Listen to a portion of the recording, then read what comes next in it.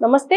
ప్రస్తుతం మనతో పాటు సీనియర్ జర్నలిస్ట్ భరద్వాజ్ ఉన్నారు. ఆయనతో మాట్లాడదాం. నమస్తే సార్. నమస్తే sir, Krishna super star Krishna గారి 81వ పుట్టినరోజు వస్తుంది రేపటితో.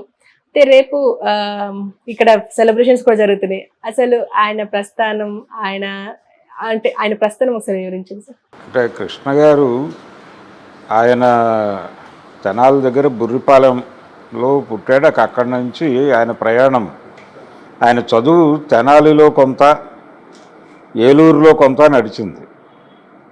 అంటే ఆయన స్కూల్ స్టడీస్ అన్నీ కూడా అక్కడే జరిగినాయి, తెనాలిలోనే జరిగినాయి. కాలేజీ మాత్రం ఆయన సిఆర్ రెడ్డి కాలేజీలో చదివాడు, ఏలూరులో. కారణం, తెనాలిలో ఆయనకి చదువు మీద శ్రద్ధ తగ్గుతోంది అని వారి నాన్నగారు అనుకోవడం వలన బంధువుల ఇంట్లో పెట్టి అక్కడ ఏలూరులో చదివించారు. ఏలూరులో ఆయన చదివినప్పుడు నిజానికి ఆయన మురళీమోహన్ వాళ్ళిద్దరూ క్లాస్మేట్స్ అప్పుడు ఇంటర్మీడియట్లో, పియూసి అనేవాళ్ళు. అది ఫెయిల్ అయ్యారు, ఇద్దరు ఫెయిల్ అయ్యారు. ఫెయిల్ అయిన తర్వాత ఒక 5 మార్కులు గ్రేస్ ఇచ్చి పాస్ చేశారు. ఎందుకంటే ఆ కోర్సు ఆపేస్తున్నారు, తర్వాత ఇంటర్ ప్రవేశిస్తోంది. అప్పుడు ప్రవేశిస్తున్న సమయంలో ఇందులో ఫెయిల్ అయినటువంటి విద్యార్థులను ముందుకు నడిపించేయాలనే ఉద్దేశంతో ఒక 5 మార్కులు గ్రేస్ ఇచ్చినప్పుడు వీళ్ళిద్దరూ పాస్ అయ్యారు. కానీ మురళీమోహన్కి అర్థమైపోయింది ఇది మన ఏరియా కాదు అని. అర్థమైపోయి ఆయన వ్యాపారంలోకి వెళ్ళిపోతాను, నేను ఇక్కడ ఉండను అని చెప్పి వెళ్ళిపోయి, తర్వాత తన బంధువుల వ్యాపారంలో చేరి వాళ్ళతో కొంతకాలం ప్రయాణించి తర్వాత విజయవాడ అగ్రోటెక్ కంపెనీ ఒకటి పెట్టుకుని అలా స్థిరపడ్డాడు ఆయన. కృష్ణ గారు మాత్రం కొనసాగాడు చదువులో, డిగ్రీలో జాయిన్ అయ్యాడు. ఆయన ఏలూరులోనే సిఆర్ రెడ్డి కాలేజీలోనే డిగ్రీ చేశాడు ఆయన. అక్కడి నుంచి అంటే ఆయనకి ఇన్స్పిరేషన్, ఆయన సినిమా హీరో అనుకోవడానికి కారణం అక్కినేని నాగేశ్వరరావు గారు. దేవదాసు విజయోత్సవ వేడుకల్లో భాగంగా తెనాలి వచ్చినప్పుడు అక్కినేనికి జనాలు బ్రహ్మరథం పట్టడం, ఆయన వెనకాల జనాలు పరిగెట్టడం, ఆయన ఉన్న ప్రదేశానికి జనాలు పరిగెత్తుకెళ్ళి ఆయన ఒక్కసారి చెయ్యి ఊపితే చూసి తరించిపోవడం, ఇవన్నీ చూశాడు ఈయన విద్యార్థిగా. చూసి అప్పుడు అనిపించింది ఆయనకి హీరో కావాలి అని. హీరో అయితే ఈ రకమైనటువంటి ఒక జనాకర్షణ ఉంటుంది, అలాగే జనాల నుంచి ఇలా ఒక ఆరాధన ఉంటుంది అనేది కృష్ణ గారి మనసులో ముద్రపడింది. కానీ ఆయన ఎన్టీ రామారావు గారి అభిమాని, ఎన్టీఆర్ అభిమాని. ఎన్టీ రామారావు గారి సినిమాలు అంటే ఇప్పటికీ చాలామంది చెప్తూ ఉంటారు. రత్న థియేటర్ అని ఒకటి ఉండేది తెనాలిలో. ఆ రత్న థియేటర్లో రామారావు గారి సినిమాలు విడుదలైతే ఈయన అక్కడ కోలాహలం చేసేవాడు అని. ఇది ఇలా మొదలైంది ఆయన ప్రయాణం. మొదలైన తర్వాత ఆయన చదువు అయిపోయిన తర్వాత సినిమాల్లోకి వెళ్ళిపోవాలి అని వాళ్ళ ఫాదర్ దగ్గర ప్రతిపాదన చేశాడు. అప్పటికి మ్యారేజ్ కూడా అయింది ఆయనకి. ఆయన పెద్ద కుమారుడు రమేష్ పుట్టిన తర్వాత ఆయన సినిమా ప్రయాణం మొదలైంది. ఆ టైంలో ఈయన్ని తీసుకెళ్ళి విజయ చక్రపాణి గారికి అప్పచెప్పారు. అంటే చక్రపాణి గారిది కూడా తెనాలి అవడంతో ఈయన ఫాదర్కి ఆయనతో కొంత పరిచయం ఉండి తీసుకెళ్ళాడు. తర్వాత ఎన్టీ రామారావు గారి దగ్గర కూడా తీసుకెళ్ళారు. అయితే ఎన్టీఆర్ చెప్పిన సలహా ఏంటంటే, నీ వాచకం అంటే నీ డైలాగ్ ఇంకా డెవలప్ అవ్వాల్సి ఉంది, కాబట్టి నాటకాల్లో నటించే ప్రయత్నం చేయి, బలంగా చేస్తే దాని ద్వారా నీకు డిక్షన్ అలవడుతుంది. డైలాగ్ని ఎక్కడ కట్ చేయాలి, ఎలా మాడ్యులేట్ చేయాలి అనేది దానికి విడిగా శిక్షణలో ఇస్తారు. కానీ అవన్నీ అక్కర్లేదు, నువ్వు 4-5 నాటకాల్లో వేసేస్తే నీకు అర్థమైపోతుంది అని ఒక అడ్వైజ్ చేశాడు ఆయన. తర్వాత ఈయన నాటకాల వైపు వెళ్ళాడు. అలా ప్రజానాట్య మండలి వైపు వెళ్ళాడు. ప్రజానాట్య మండలిలో చాలా నాటకాలు ఆడాడు ఆయన. ప్రజానాట్య మండలి నాటకాలలో నటిస్తున్న సమయంలోనే ఆయనకి గరికపాటి రాజారావు గారి పరిచయం అయింది. డాక్టర్ గరికపాటి రాజారావు గారు ఆయన తర్ఫీజులో ఈయన ట్రైన్ అయ్యాడు. అక్కడే ఆయన మేకప్ మ్యాన్గా పనిచేసినటువంటి మాధవరావు గారి పరిచయం కూడా అక్కడే అయింది. తర్వాత రోజుల్లో కృష్ణ గారికి పర్మనెంట్ మేకప్ మ్యాన్గా ఉన్నాడు ఆయన, మాధవరావు గారు. ఆయన ఆ రోజున కృష్ణ గారికి గురువు. ఆత్రేయ గారి నాటకం, ఈనాడు, ఇవన్నీ ఆడేవాళ్ళు వాళ్ళు. ప్రజానాట్య మండలి వారు. వాటిలో ఈయన కీలక పాత్ర పోషించేవాడు కృష్ణ గారు. ఇలా మొదలైంది ఆయన ప్రయాణం, నటుడిగా ఆయన ప్రయాణం. ఇది నడుస్తున్నటువంటి సమయంలోనే ఆదుర్తి సుబ్బారావు గారు అంటే నూతన నటీనటులతో పూర్తి స్థాయిలో అన్ని క్యారెక్టర్స్కి, అంతకుముందు కొన్ని పాత్రల్లో కొత్త ఆర్టిస్టులను ప్రవేశపెట్టడం అనేది జరిగేది.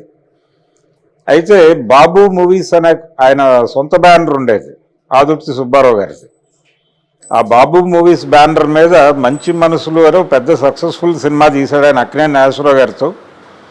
దాని తర్వాత మూగ మనసులు తీశాడు, అది చాలా పెద్ద హిట్.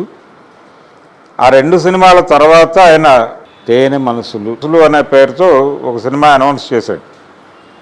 అనౌన్స్ చేసినప్పుడు ఆ ప్రకటనలో మొత్తం A to Z, ఈ సినిమాలో ప్రతి పాత్రకి కొత్త ఆర్టిస్ట్ని తీసుకుంటున్నాను అని పేపర్ ప్రకటన ఇచ్చాడు ఆయన. ఇచ్చినప్పుడు చాలామంది అప్రోచ్ అయ్యారు. ఆదుర్తి సుబ్బారావు గారు అంటే ఆ రోజుల్లో స్టార్ డైరెక్టర్ ఆయన డైరెక్ట్ చేస్తే సినిమా హిట్ అవ్వటమే తప్ప ఫ్లాప్ అవ్వటం లేదు అని ఆయన హవా నడుస్తున్న రోజులు. దాంతో వీళ్ళందరూ అప్లై చేసుకున్నారు, చాలామంది అప్లై చేశారు. దాన్ని కృష్ణరాజు గారు కూడా అప్లై చేసుకున్నాడు. అయితే వాళ్ళు రామ్మోహన్ని అలాగే కృష్ణని సెలెక్ట్ చేశారు. అందులో ఇద్దరు హీరోలు ఉంటారు. ఆ ఇద్దరు హీరోల్లో ఒక పాత్రకి కృష్ణని, ఒక పాత్రకి రామ్మోహన్ని తీసుకుని వీళ్ళకి డైలాగ్ ట్రైనింగ్ ఇవ్వటం కోసం కె విశ్వనాథ్ గారి నాయకత్వంలో ఒక శిబిరం పెట్టారు. విశ్వనాథ్ గారు ఆదుర్తి సుబ్బారావు గారి దగ్గర అసిస్టెంట్ అప్పుడు.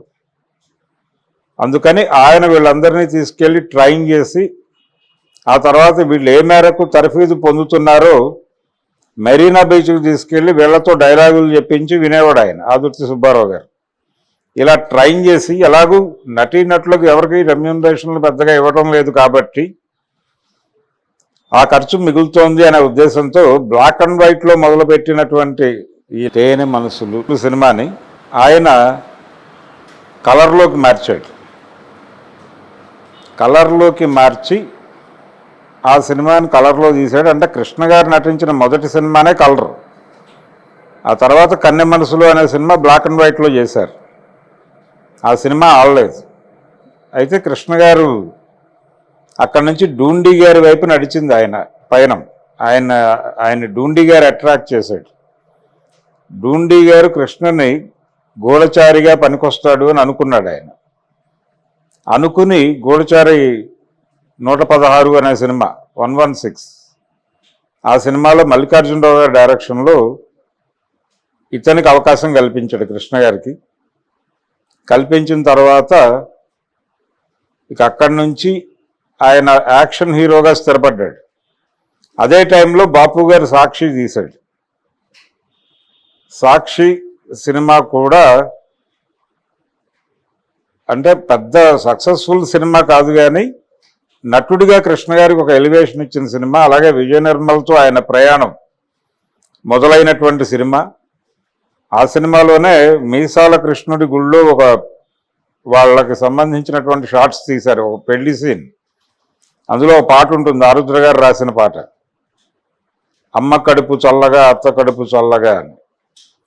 ఆ పాట ఆ గుడిలో షూట్ చేశారు. అప్పుడు రాజ్బాబు అన్నాడట, ఈ గుడిలో దొంగ పెళ్ళిళ్ళు లేకపోతే ఎలా, అంటే డ్రామా పెళ్ళిళ్ళు కానీ సినిమా పెళ్ళిళ్ళు ఏది జరిగినా కానీ వాళ్ళు రియల్ లైఫ్లో దంపతులు అవుతారు అని. అలా ఆ తర్వాత కొంతకాలానికి కృష్ణ విజయ నిర్మల దంపతులు అవటం అలా నడిచింది. ఇలా యాక్షన్ హీరోగా, అంటే తెలుగులో జానపదాలు అనేటువంటి ఒక జానర్ చాలా బీభత్సంగా నడుస్తున్నటువంటి సమయంలో జానపదాలని కొంచెం పక్కకి నెట్టి యాక్షన్ సినిమాల ధోరణి తీసుకొచ్చిన వాడు కృష్ణ. అది ఎన్టీఆర్ కూడా యాక్షన్ సినిమాలు చేయాల్సిన పరిస్థితి వచ్చింది తర్వాత. వీళ్ళిద్దరికీ మధ్య ఏజ్ గ్యాప్ చాలా ఉంది, దాదాపు అంటే 20 ఏళ్ల గ్యాప్ ఉంది. అలాగే అక్కినేని నాగేశ్వరరావు గారికి ఈయనకి కూడా గ్యాప్ ఉంది. కానీ కృష్ణ గారి కెరియర్ ప్రారంభం నుంచి ఆయన ఒక స్కీమ్తో ప్రయాణించాడు. అంటే మనం తెలుగులో అగ్రనటుల్లో ఒకటిగా లేకపోతే అగ్రనటుడిగా వెలుగొందాలి అనేటువంటి ఒక డిజైన్తో ఆయన కదలికలు మొదలైనవి. అదే పద్ధతిలో చాలా వ్యూహాత్మకంగా వ్యవహరించుకుంటూ వెళ్ళాడు ఆయన. ఈ వెళ్ళే క్రమంలో రామారావు గారు వదిలేసినటువంటి సినిమా, అంటే చెయ్యాలి అనుకుని చెయ్యకుండా వదిలేసి ఎవరు చేయకుండా ఉంటే బాగుంటుంది అనుకున్న సినిమా అల్లూరి సీతారామరాజు తను అటెంప్ట్ చేశాడు.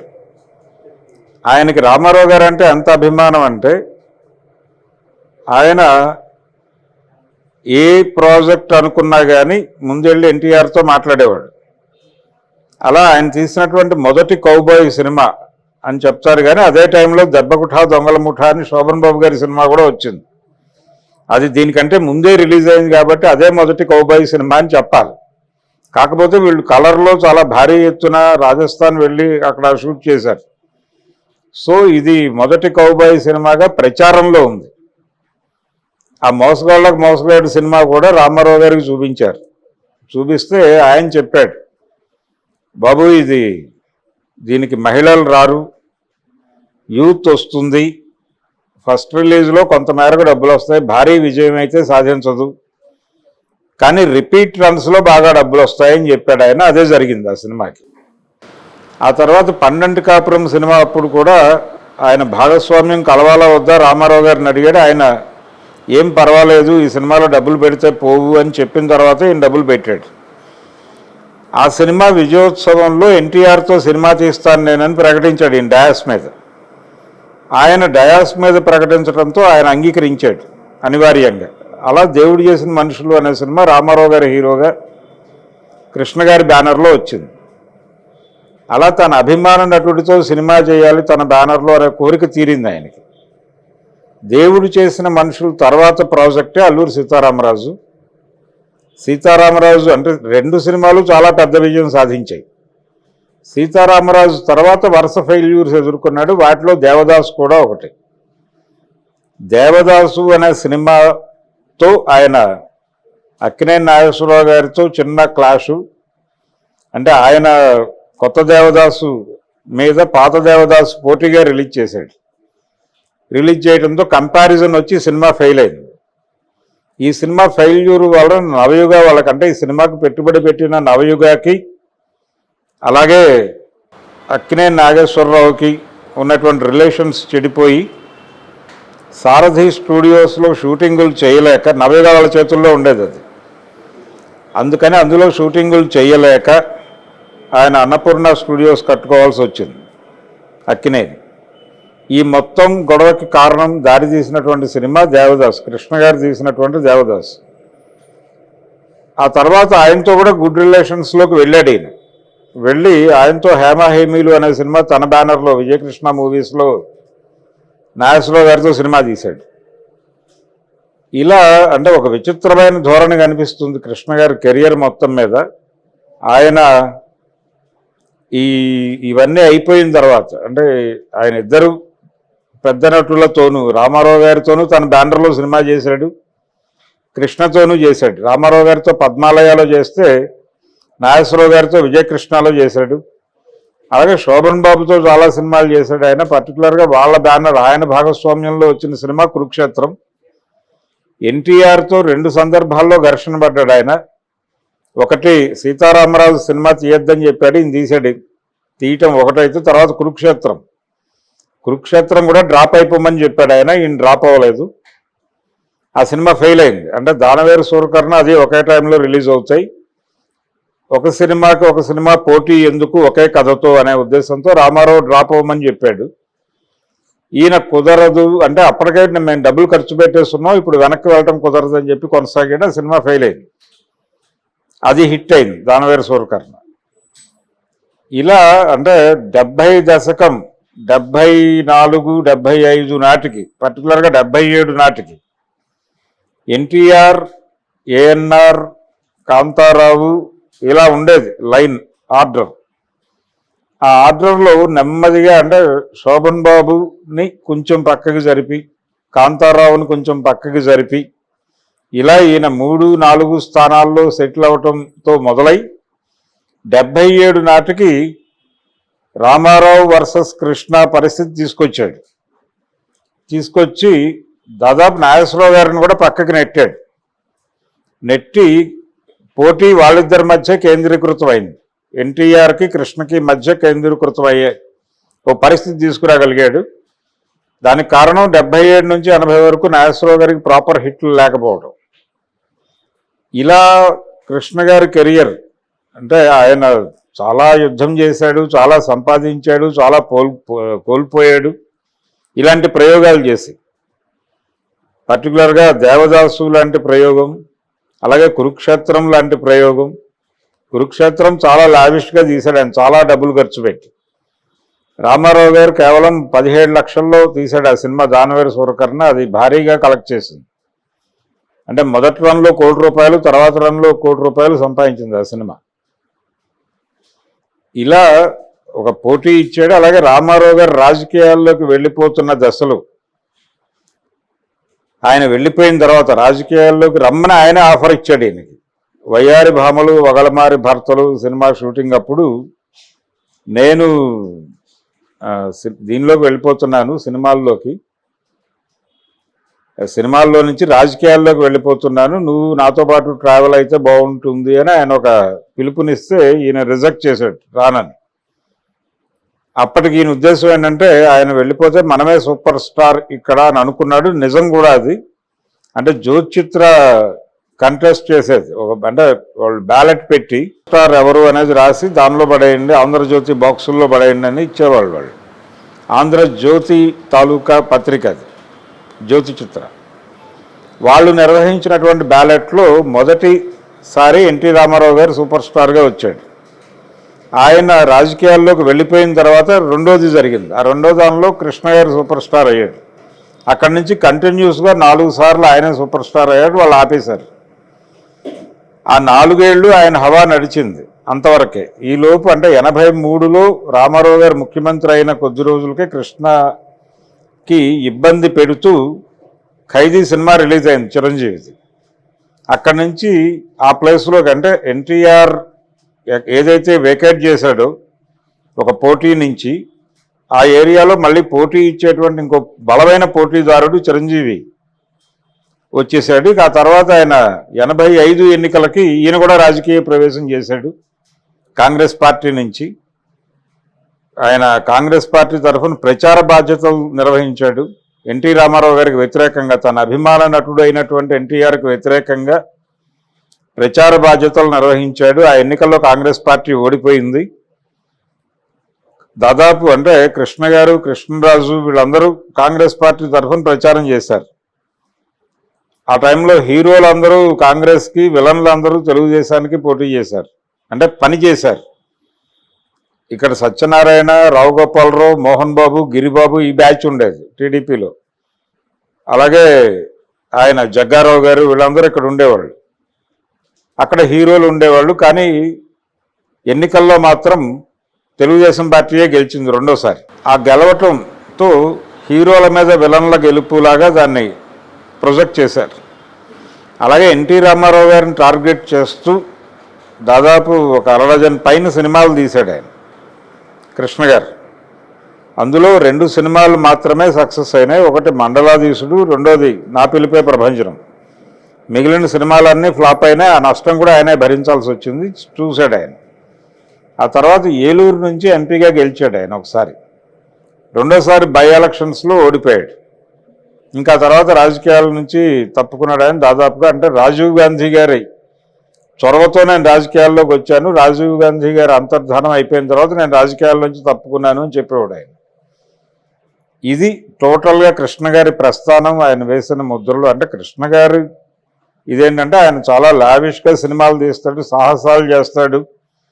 నిజానికి సాహసాలే. అంటే అల్లూరి సీతారామరాజు అనే సబ్జెక్ట్ రామారావు గారు వద్దని చెప్పిన తర్వాత కూడా టేకప్ చేయటం, దాన్ని అంటే దాని మధ్యలో షూటింగ్ మొదలైన కొద్ది రోజులకే డైరెక్టర్ రామచంద్రరావు గారు చనిపోయారు. అయినప్పటికీ ఈయన ఆ సినిమాని కొనసాగించాడు.